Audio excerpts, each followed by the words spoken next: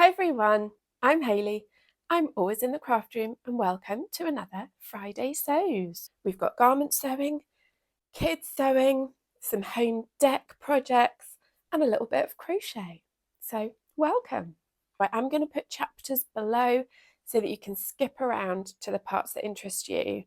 First of all, a new project that I have cut out, and it is from this fabric, which you might remember from an old video where I was talking about potentially making another dressing gown from it.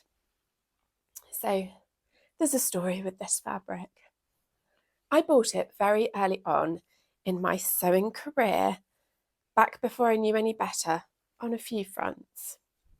So I had purchased this McCall's pattern, the Perfect Knit Dress M5974, and I wanted to make View C as a work dress. Back when I was in the office all the time, I loved a nice comfy knit dress and a smart tailored jacket. It was the perfect smart work outfit for me. So I bought this pattern and, not knowing any better, I believed what it said on the back. Anyone who's sewing with the Big Four is now like, oh, don't do that. So I wanted to make View C and I'm a size 12. So I looked at the fabric requirements and ordered, as it said, 2.6 meters of fabric.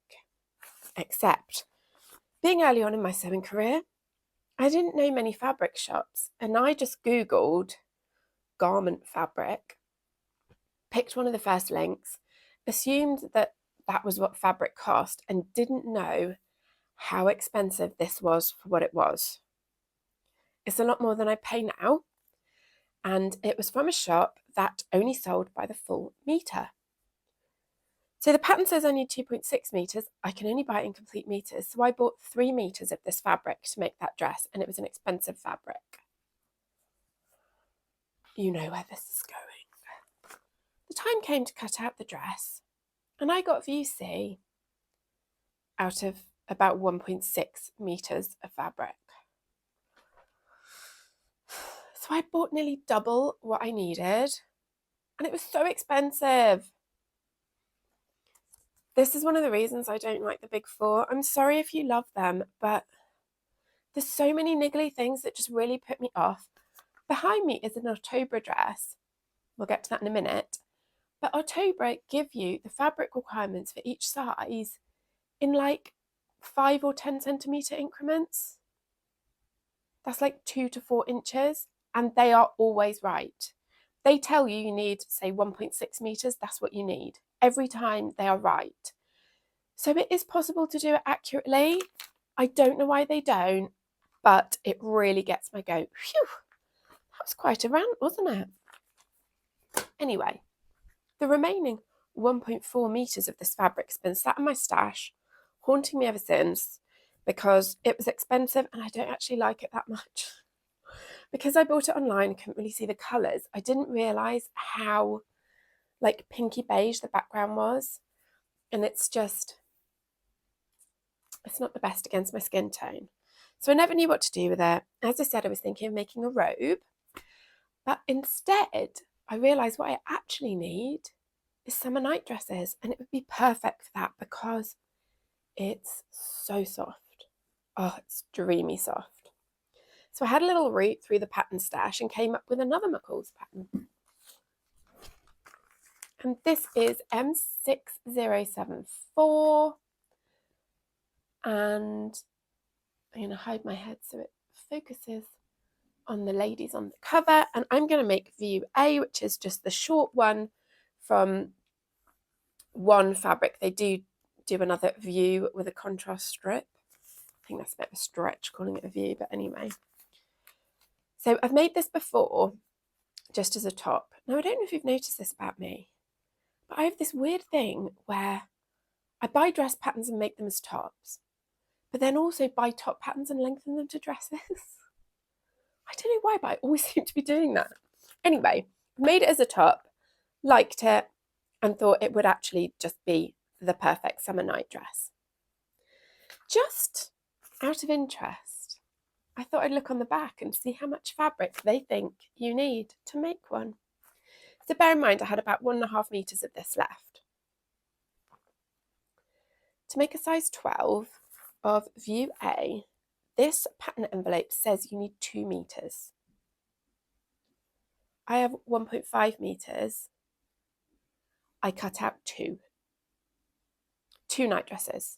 2 times view A from less fabric than they think you need for one. It makes me so cross. Anyway, I will be very glad to have 2 nightdresses. I'm really weird like that, and I love matching nightwear. So pleased to have 2. But yeah, McCalls, what is that about? I bought enough fabric allegedly to make 1 dress. I've now cut out 3 dresses.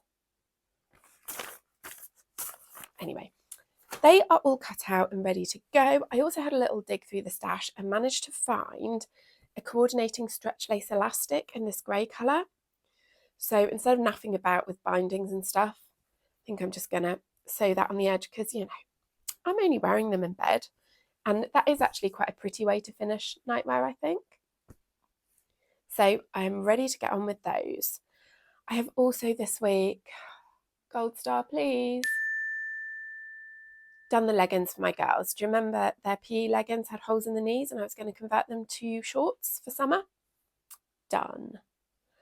I was very proud of myself. It took a lot of motivation to get that done, even though, as always happens with these things, it took me like 5 minutes. Anyway, that is off the list. Which brings me to another fix, and my October tunic. Some of you may recognise this from my first ever Friday sews, when I told you all about it and how I messed up with the placket here. So I did not put a seam allowance on this edge, and I should have. I didn't realise you were going to have to turn it under.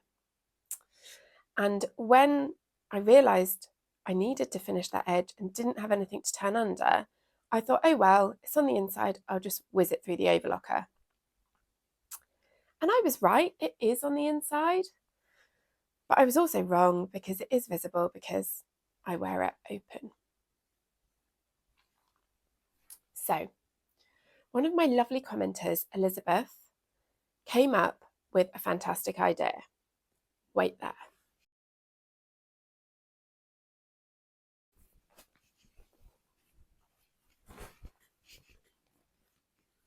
During that video, I had held up scraps of the fabric in order to show you the texture, which is a cord, if you can see there.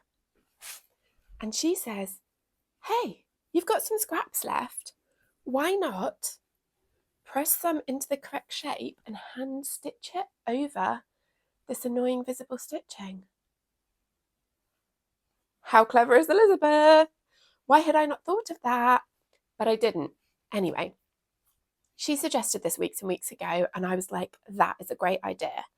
And I had a little dig through my scraps bin and I couldn't find the scraps. I was pretty certain they hadn't already gone, but I still couldn't find them.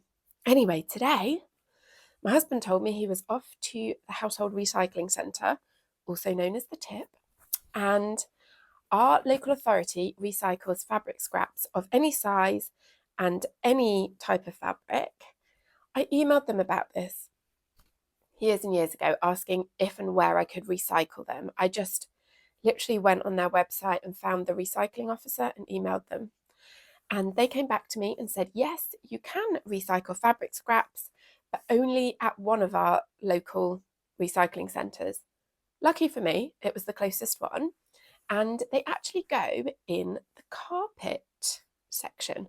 So our recycling centre, when you drive in, they have various stations like electricals and rubble and wood and yada, yada, yada. And one of them is carpet. And that is where you put fabric scraps. And I've also had this reconfirmed actually at the Tip by one of the staff members there, who saw me with a big black bin bag kind of tipping into the carpet. And he was like, whoa, what are you doing there? And I was like, oh, it's fabric scraps. I've been told to put them into this one. And he was like, yes, that's correct. Do not put them, he said, into the big bins with the handles where you put clothes. So anyway, I'm sure it's different where you are.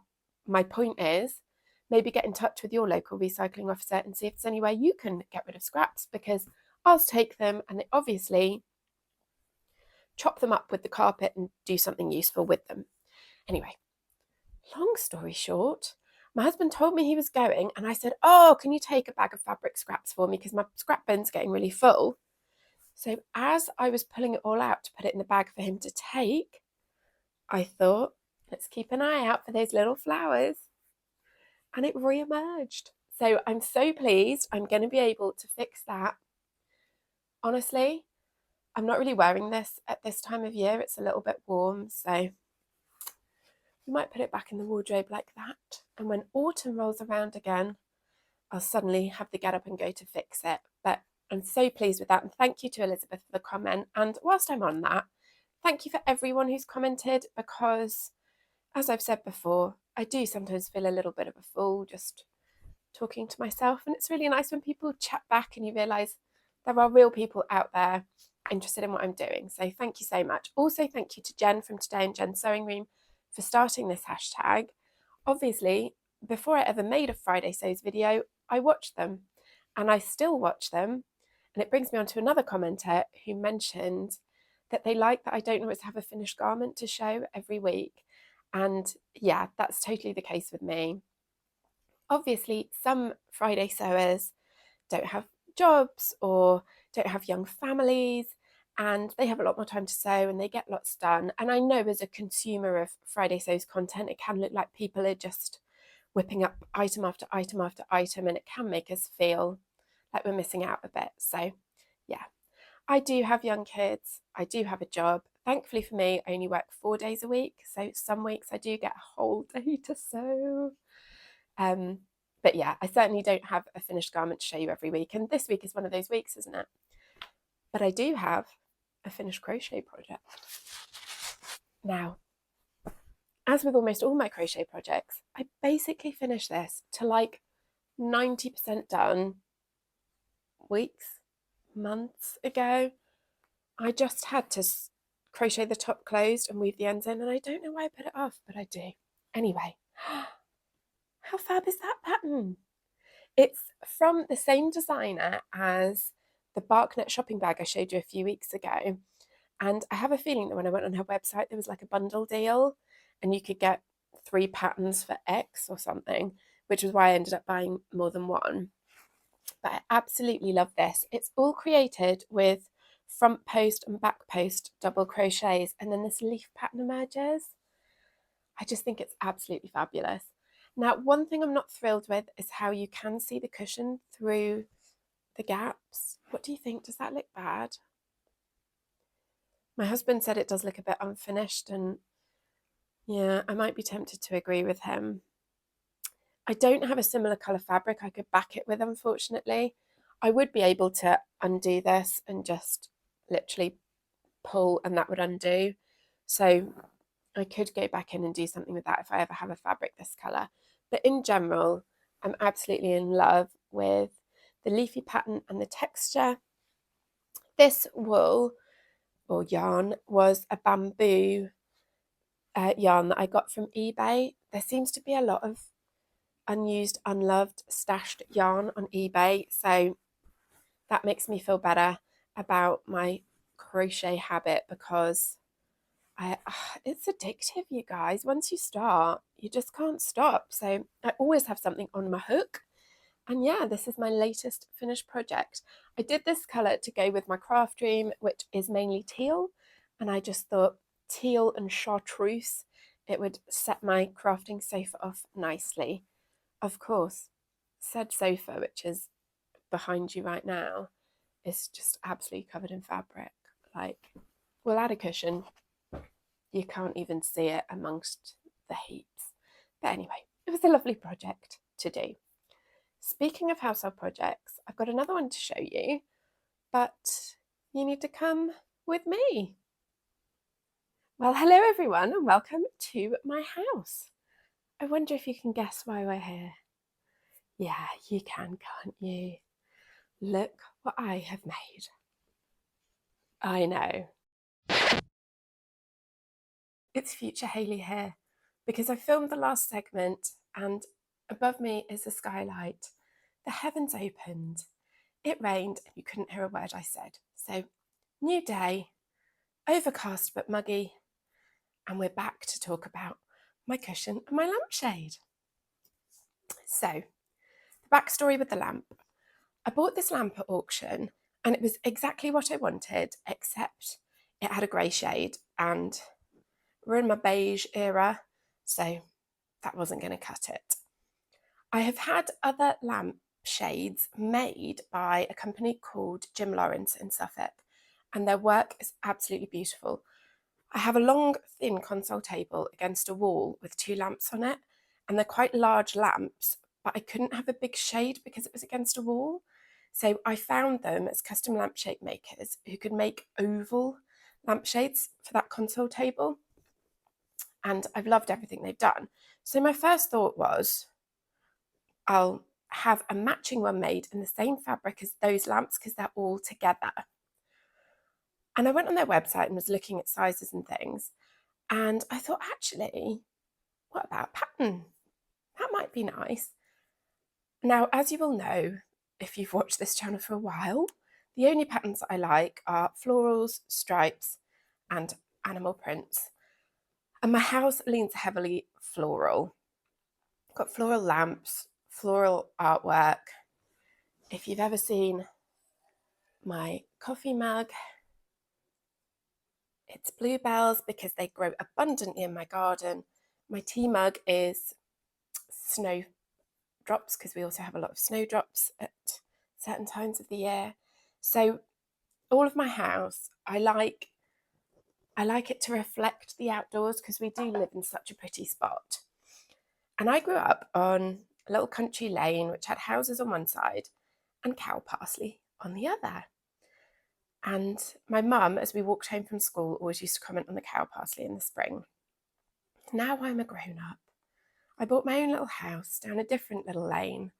There's houses on one side and cow parsley on the other. And yes, I annoy my kids by talking about it all the time too. So when I saw they had a cow parsley print in the same colour as my sofa, it was a done deal.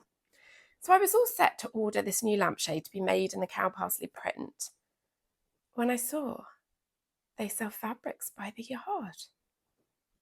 And I thought, you know what? I've got a perfectly good lampshade. It's just the wrong colour. I wonder if I could recover it. We've now got a fly buzzing around. Can you hear it? I'm hoping because I'm wearing a mic you can't hear it. Oh. Anyway, maybe I can edit it out. So I looked up on YouTube how to recover a lampshade, found an amazing tutorial. It's by Sailrite. I will link it below. If you've ever contemplated recovering a lampshade, watch this tutorial because she walks you through it step by step from making the pattern, what you need, how to do it, and it is just fantastic. She's so clear in how she explains everything, and the end product is incredible. In fact, I've just noticed the seam is visible down the front here, and I mean, it still looks great. It's just, I'm so thrilled with it. Anyway, in this tutorial, she tells you to use a 3M spray adhesive. Now, I did look at getting hold of it, and it was like 25 quid a can in the UK, which that was not going to happen.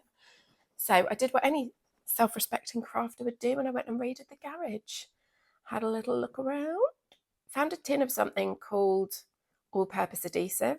I was like, good to go. I think we have established that this is not a crafting tutorial channel because I'm making it up as I go along, and you lot are here for the ride to celebrate with me when it goes well and laugh with me when it doesn't, which is quite often. Anyway, all-purpose does not cover fabric, let me tell you. Luckily, I followed the instructions for how to make a pattern, cut out the good fabric, and then had a few little scraps. And I took one of the scraps and a piece of cereal box because it felt like this was closest to cardboard. and I sprayed the all-purpose adhesive on the back of the fabric, stuck it on the cereal box to see what would happen. And you guys, it was awful. The adhesive soaked right through. It changed the colour, but not uniformly, like in a blotchy way. And it also made the fabric weirdly like crispy. Yeah, thank goodness I did a test. So that's what I'm going to say is do a test. And it's also really useful just to see how fast your can sprays. I've not used many spray products, and yeah, it was a learning curve, but first attempt came out amazing. So definitely watch that tutorial. Anyway, once I decided the all-purpose adhesive wouldn't work, I sucked it up and went to Hobbycraft and bought fabric adhesive spray. And what do you know? It worked a lot better. I think this was about £6. Anyway, it worked absolutely perfectly. I will say the lady at Sailcraft is so lucky. She has like a spray booth that contains all the overspray. I thought about doing it outside because I love being outside. So I quite often try and craft outside. And with the exception of crochet, it never works for me. I've tried cutting out outside and the pattern pieces blow away. I thought about doing this outside and I thought, you know what? If I spray all of the fabric and then a gust of wind could blow like leaves or seeds or, yeah. So I did do it inside, and I found some old shipping bags that something had come in, cut them open and spread them out over the cutting table. Really, I thought a long way away from where I would be spraying, and the overspray, it still did travel. So be super cautious with protecting all of your surfaces. I did it with all the doors and windows of the craft room open because, you know, aerosols, but that probably did contribute to the overspray moving because, don't tell the husband, but I did feel tackiness in places I was not expecting to feel tackiness. So seriously, drop cloths are your friend. But anyway, I followed her instructions for how to get it stuck down, and I didn't use any fancy tools. I just tucked in all the edges with my nails, and it honestly, I can't believe it. I'm always quite surprised when I make brilliant things, and I quite often come running out the craft room to my husband and I'm like, oh my God, I made these trousers. Can you believe it? And he's just like, yeah, I can totally believe it. His belief in me is incredible, but he also thinks I'm some kind of like crafting genie and I can just magic up anything that involves a sewing machine. So he's never that impressed with me, whereas I am, because I know, yeah, I can follow instructions and yeah, I can sew, but I can't make patterns. I don't always understand the order of construction. He just thinks if it's made on a sewing machine, I can do it, which is adorable, but not true. So it's very rare he's actually like impressed with things I make, if you know what I mean. But this, he was like, you didn't order that? I was like, no, I recovered the old one. And he was like, it's so professional. Oh, thrilled. Anyway, the other good thing about ordering a metre of fabric is remnants. So I was really chuffed I had enough to recover this cushion. I bought the inner ages ago, intending to make a sofa cushion. Couldn't find a print I liked with this sofa. It's been a whole thing. When I had enough to make this, I was absolutely thrilled. So I have piped it. Oh, get me. You might notice I've piped it in actually a lining fabric, which is kind of weird, but only us dressmakers would notice, wouldn't they? I just happen to have a remnant of lining fabric. I think it's from John Lewis in exactly the right shade of blue. And I wasn't going to run out and buy some more fabric just to make piping. I think it looks great. Anyway, I put an invisible zip in the bottom. And to do that, I used this brilliant book. It's by DK. And you know what? This publisher has never, ever steered me wrong when I need a reference book. It's got everything in it. curtains, cushions, bean bags, all sorts.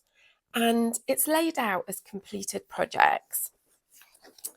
So I have done a little bit of like mix and match. I took the zip tutorial off one of the projects and I took the binding tutorial off another. But it's really just step by step. It's honestly, it's just absolutely brilliant. If you are thinking of making some home deck things and you don't know what you're doing, I would really, really recommend it. I also used it to make these curtains. I know, I'm a saint. You guys, that was such a trial. I absolutely hate home deck sewing. It's hard on your hands because it's just so thick and heavy. It's hard on your knees because I spent so much time on the floor measuring and pinning. I absolutely hate it, but I am thrilled with the finished product. But yeah, we can't ever move house because I'm never making curtains again.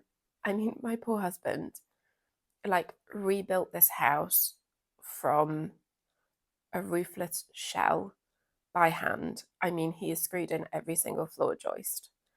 We did have a bricklayer who laid the external bricks to his specifications and a plasterer. But other than that, my husband built every single scrap of this entire house.